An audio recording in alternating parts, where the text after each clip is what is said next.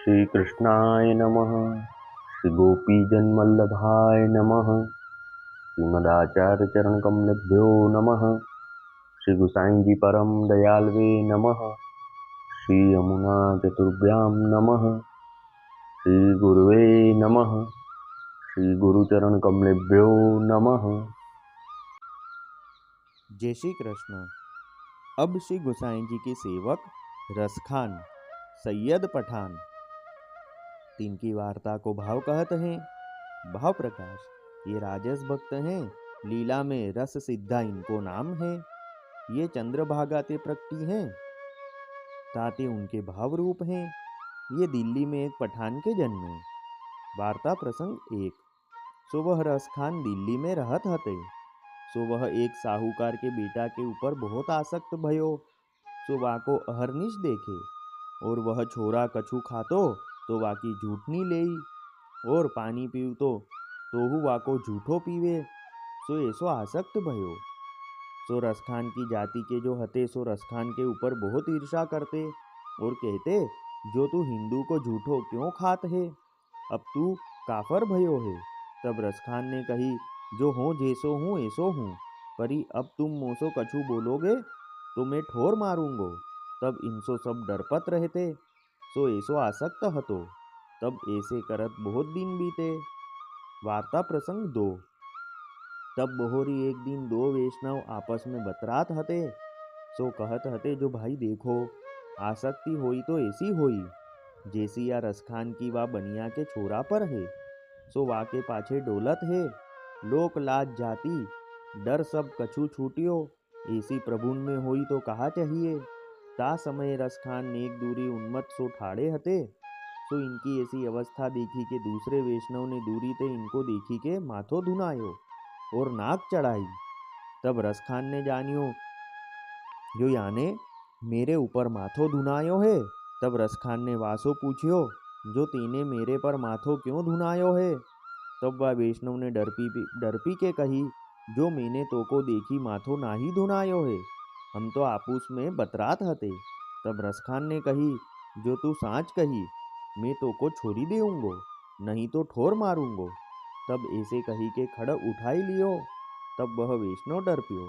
सो वासो कहो, जो तेरे मन में वा छोरा में आसक्ति है, तेसो मन प्रभु में लगावे तो तेरो काम हो जाए। तब रसखान ने कही, जो प्रभु तू कौन को कहत है, मैं तो कछु जानत नाही। तब वह वैष्णव ने कही, जो प्रभु वासो कहियत हैं, जिनको यह सारो जगत विभूति है।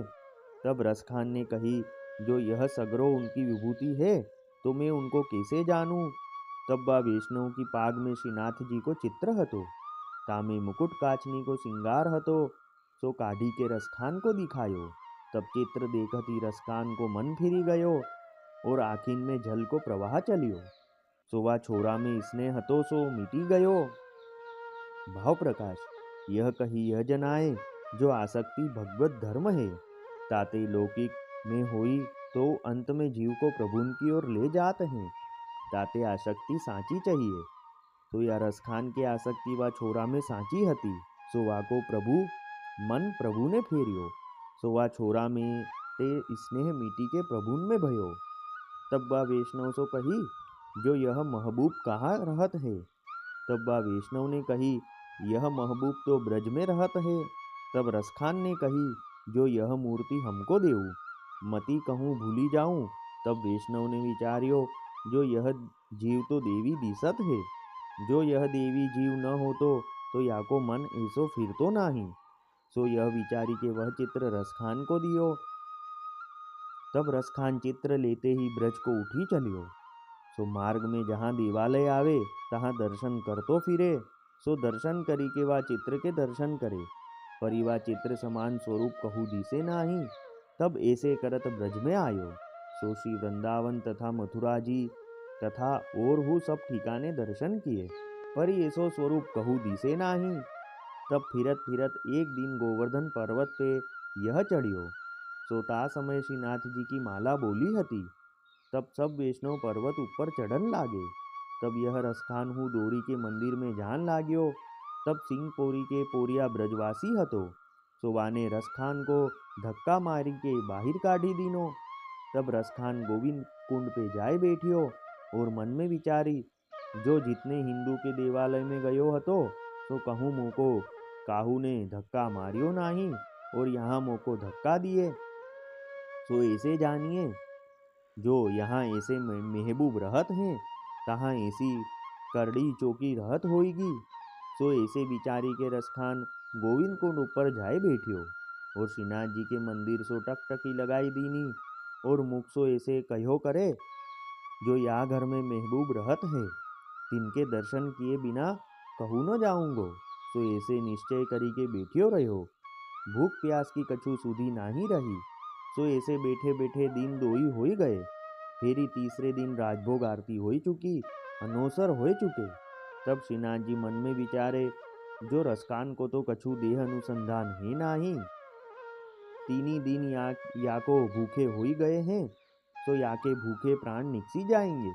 तो यह दशा देखी के श्रीनाथ जी को मन में दया आई।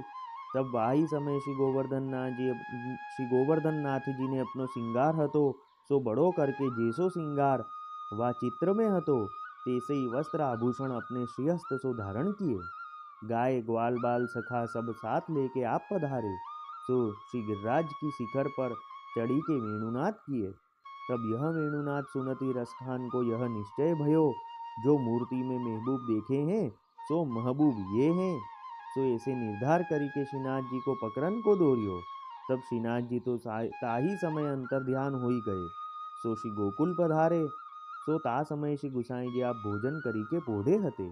तो श्रीनाथ जी ने श्री गुसाई जी के केस पर श्रीहस्त फेरी के जगाए। तब श्री गुसाई जी झागी के श्रीनाथ जी के दर्शन किए। सो श्री मुख पर हाथ फेरी के कहो, जो भक्त ताप निवार काय नमः।